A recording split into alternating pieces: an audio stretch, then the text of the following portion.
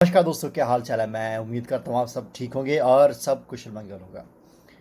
तो अंत में एलन मस्क सक्सेसफुल रहे ट्विटर को खरीदने में।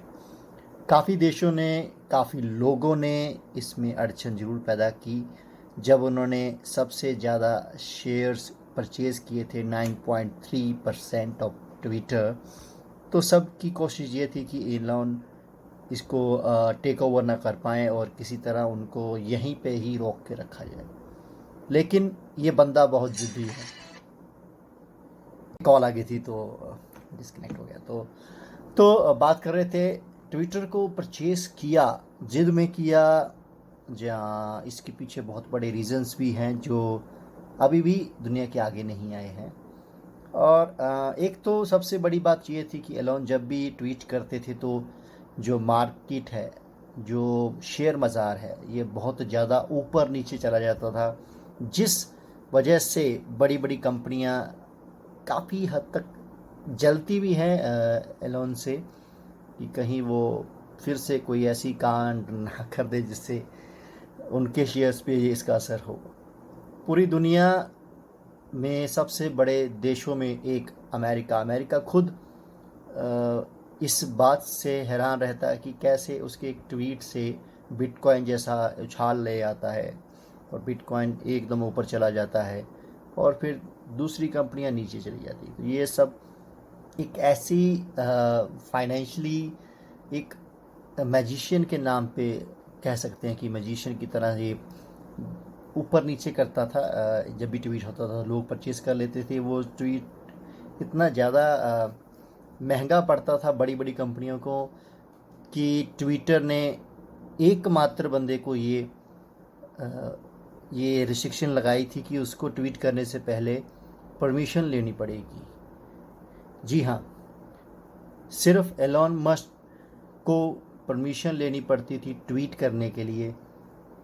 ट्विटर के जो कार्यकर्ता हैं, जहाँ जो उस पर नज़र रखते हैं उनके अकाउंट पे, उनसे परमिशन लेनी पड़ती थी तब जाके ट्वीट होता था। तो आप समझ सकते हैं कि कितना बड़ा एक नाम है एलन, और इतने ज़्यादा पैसे लगा के उसने ट्विटर को ख़रीदा है। एक पब्लिक लिमिटेड कंपनी को प्राइवेट कंपनी बना दिया।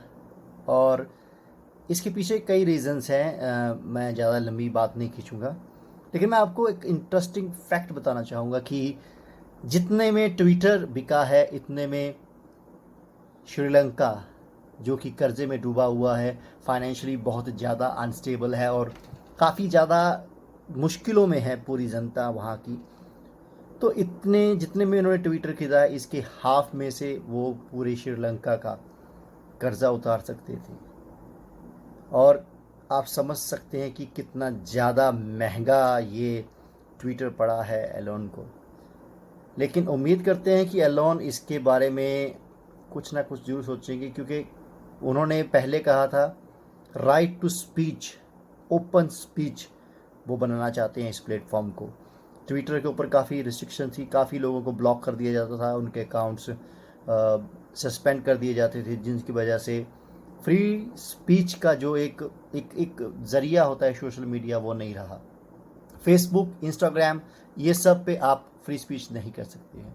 ट्विटर पहले बहुत ज़्यादा आपको आप अगर आपको याद हो 3-4 साल पहले बहुत ज़्यादा अकाउंट्स को ब्लॉक करना शुरू कर दिया था, सस्पेंड करना शुरू कर दिया था। बड़े बड़े राजनेताओं को इन्होंने सस्पेंड किया।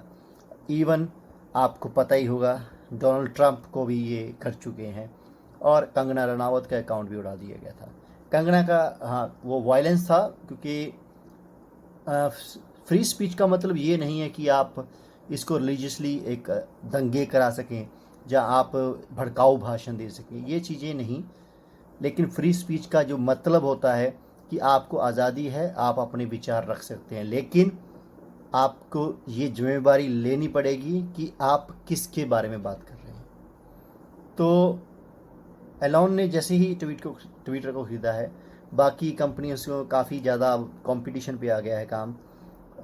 देखते हैं ट्विटर को कहाँ तक ले जाते हैं एलन, और क्या ये फ्री स्पीच का जो एक मोटो उन्होंने लेकर ये उठाया था क्या ट्विटर एक ऐसा प्लेटफॉर्म बन पाएगा जिस पे वाकई ही फ्री टू स्पीच, आप कुछ भी कह सकते हैं, अपनी बात रख सकते हैं और आपको सस्पेंड नहीं किया जाएगा। ये बात देखने वाली है, इस पे नज़र रखेंगे और फिर मिलेंगे एक छोटी सी वीडियो के साथ। शब खैर।